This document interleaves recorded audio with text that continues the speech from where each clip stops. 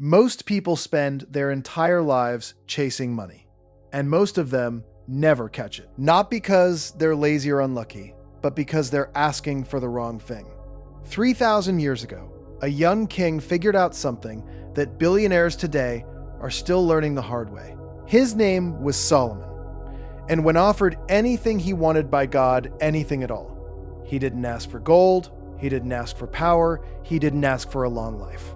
He asked for wisdom. The ability to discern, to judge well, to understand people and situations with clarity. And the result? He became the wealthiest person of his era, not despite ignoring money, because of it.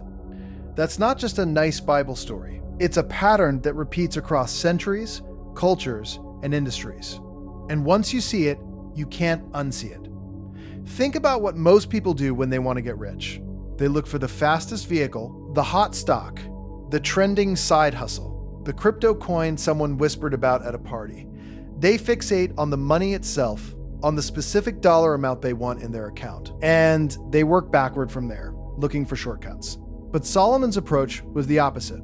He worked forward from understanding. He asked for the capacity to see clearly and let the wealth emerge as a byproduct. There's a reason this works, and it has nothing to do with mysticism. When you develop genuine understanding of how value is created, how people think, what problems actually need solving, money follows you. It has to. You become the person who sees what others miss. But most people resist this. Why? Because wisdom is slow. It doesn't feel productive. Reading a book about negotiation doesn't put cash in your hand tonight. Studying human psychology doesn't pay this month's rent. Spending a year learning how systems work feels like falling behind while everyone else is hustling. The gap between investing in understanding and seeing financial results can stretch for months, sometimes years. And in that gap, doubt creeps in. You start wondering if you made the wrong bet. Warren Buffett spends roughly 80% of his working day reading, not trading, not calling brokers, not checking stock tickers every 5 minutes. Reading. He once told a group of business students that the best investment they could make was in themselves. He held up a stack of papers and said something along the lines of, "Read 500 pages a day." That's how knowledge works. It builds up like compound interest. Now picture two people starting out at 25. One immediately jumps into every money-making opportunity they find. Drop shipping, day trading, affiliate marketing, real estate seminars. They're busy every single day. The other spends 2 years deeply studying how businesses actually work, how markets move, how contracts are structured, how to read financial statements, how to evaluate risk. At 27, the first person has tried 9 things and maybe made some money, maybe lost some. They have experience, sure, but it's scattered, shallow. The second person hasn't earned a dime from their studies. They look like they're behind. Fast forward to 35. The first person is still chasing the next thing. The second person makes decisions with a kind of surgical precision that others find almost eerie. They spot bad deals in minutes. They negotiate from a place of deep knowledge. They build something that compounds because it's built on structural understanding, not guesswork. Solomon's Law isn't about patience for patience's sake. It's about what you're building underneath the surface while nothing visible is happening. Consider Sara Blakely, the founder of Spanx. Before she built $1 billion company, she spent 7 years selling fax machines door to door. 7 years. She wasn't getting rich. She was learning how to hear no without breaking, how to read a room, how to pitch a stranger and hold their attention in the first 10 seconds. When she finally had her product idea, she didn't need a business degree. She had something harder to teach, the ability to walk into a room and make people listen. She once said that her father used to ask her and her brother at dinner, "What did you fail at today?" If they had nothing, he was disappointed. He was training them to seek out situations that stretched their understanding, to collect insight, not just results. And here's what separates this from generic invest in yourself advice. Solomon didn't ask for general knowledge. He asked for discernment, The specific ability to tell good from bad, true from false, wise from foolish. That's targeted understanding. It's not about reading random books or taking every online course you find. It's about developing judgment in the areas where you need to make high-stakes decisions.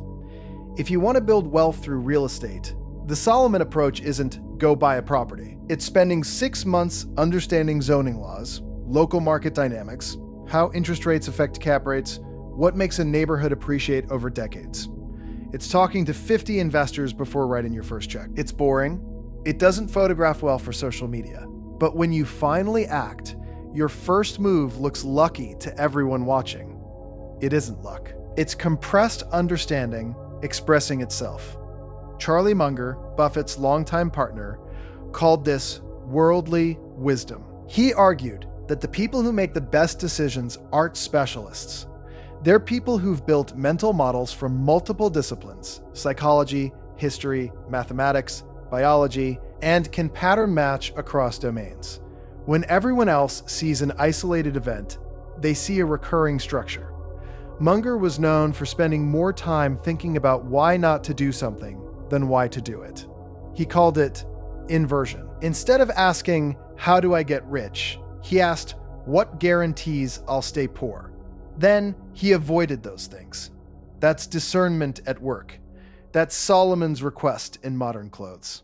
So, how do you actually apply this? Start by honestly assessing where your judgment is weakest. Where do you make the same mistakes repeatedly? Where do you feel uncertain and cover it with impulsive action? That's your target area. Then go deep, not wide. Pick one domain that matters to your financial future and study it like your life depends on it. Talk to people who've been doing it for decades. Read the boring books, the ones without exciting covers, the ones that explain how systems actually function beneath the surface. Ask questions that make you feel stupid, because those are the questions that close the biggest gaps in your understanding. Here's something most people won't tell you. The wealthy individuals who stay wealthy, not the ones who spike and crash, almost all share this trait. They developed deep understanding before they developed deep pockets. The money came second, sometimes a distant second. But it came, and it stayed, because it was built on a foundation that didn't crack under pressure. The ones who skip this step, who grab money before they've built the judgment to manage it, they're the lottery winners who go broke in 5 years. The athletes who earn hundreds of millions and file for bankruptcy. The business owners who scale too fast and implode. Money without discernment is a house built on sand. It looks impressive right up until the storm hits. You might be thinking, that's fine for people who can afford to wait. I need money now. Fair. Solomon was a king, after all. He had the luxury of choosing wisdom over gold because his basic needs were already met. But consider this. Even in urgency, the approach applies. If you need income this month, the Solomon principle doesn't say, sit in a library and meditate.